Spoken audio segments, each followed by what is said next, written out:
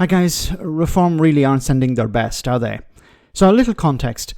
Palestine Action, an activist group, infiltrated an RAF base on an electric scooter recently and spray painted a number of aircraft.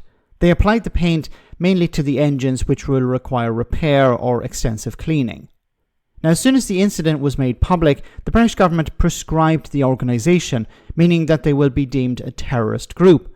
Membership can result in up to 14 years in prison or an unlimited fine. But Reform UK's Sarah Pochin wants to go further. What's your reaction to the news today that pro-Palestine activists, actually these aren't the usual short-fringed placard-wearing, keffiyeh-touting leftist lunatics that we normally get. Apparently, the Palestine Action group are quite a gnarly lot. They're quite criminal. They've actually before tried to attack people with sledgehammers. So what's your reaction to them managing to get access to RAF planes at one of our biggest military air bases in Brize Norton? Well, you've hit the nail on the head. This is just coming through now, this news. In fact, in Parliament, there was just literally, before I came out to speak to you, a call by one of the Conservative MPs for a statement by the Secretary of State for Defence, because this is serious. Look, how did they get in is the first question. That is very concerning. How did they get into this base? How did they... Cuts. They got in with cuts. Cuts to fences and cuts to defences.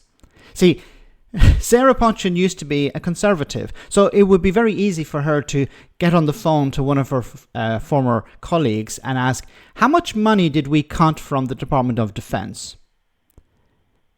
That's probably how these people got in. They cut the fence because there was nobody watching it, and they were able to get to the planes because there were nobody watching it. And why was nobody watching the planes? Because they don't have the staff.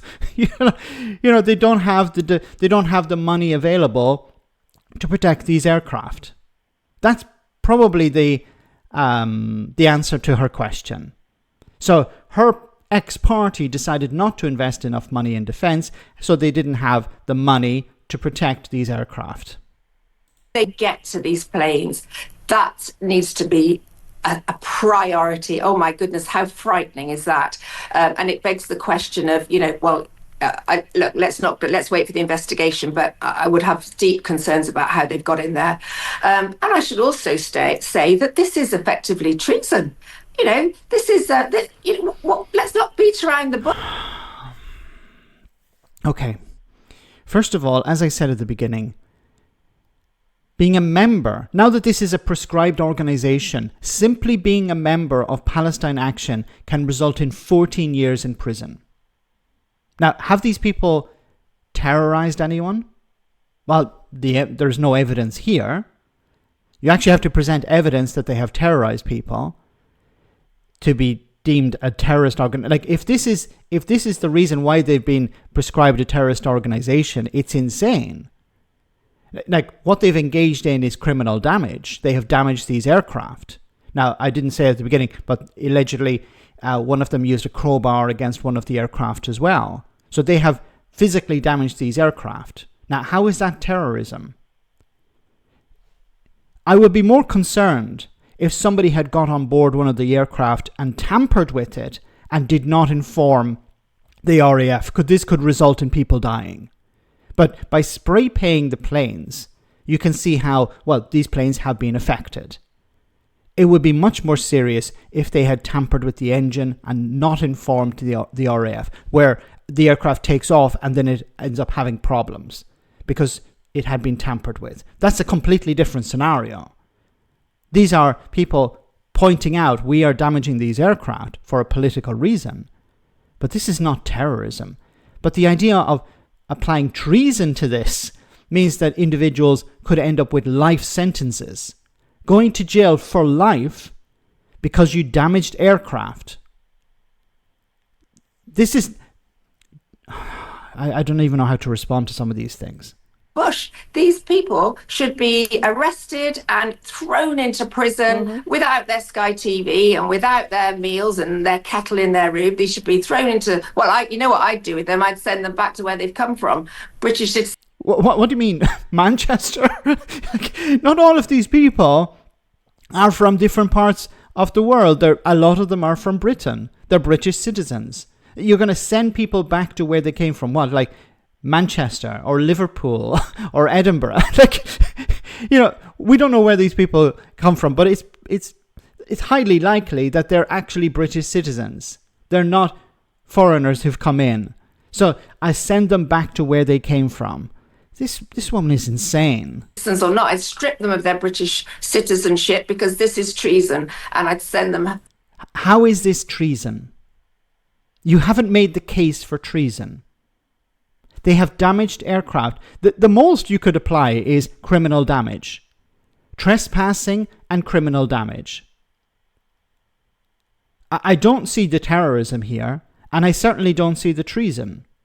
Does Sarah Pochin understand what treason actually means? Send them back to wherever they've come from. But the point is, this is not, as you say, like we get on a daily basis outside Parliament, your professional protesters. These are hardcore criminals that are committing treason and need to be treated very, very severely. These people are against freedom of expression. These people are against the right to protest. This is insane. And it's scary. You notice she brought up at the end, well, that we receive protests every day. So she's trying to smuggle that in as well. Maybe we should shut down all protests just for safety reasons. What if this organization wants to spray paint people on the street, or what if they want to attack people on the street? Maybe we should ban all protests. Of course, the protests that I disagree with, I don't think she'd have a problem with farmers protesting or Brexiteers protesting. Those protests are okay. But the ones I disagree with, no, we need to shut those down. I think it's insane to connect criminal damage to terrorism and criminal damage to treason. Like, Sarah Pochin is beyond the pale, but it's really concerning what the government is doing by prescribing this organization. Because remember, simply being a member can result in 14 years in prison. That's not a free society. Also, as I pointed out at the beginning, how did these people get in? Well, they obviously got in because there was lax security. Where was the security? Well, probably because of Tory cuts. The Department of Defence, the Ministry of Defence, didn't have the resources necessary. And who's responsible for that? Well, because of the Conservatives. The Conservatives cut funding for the military. They reduced the number of soldiers, and they reduced the money in real terms going into the military. So they have to take responsibility. So if there is an inquiry, I really hope that former defence secretaries are held to account as well. Let me know in the comment section, guys, what you think about all of this. As always, your comments are greatly appreciated. Thanks a lot.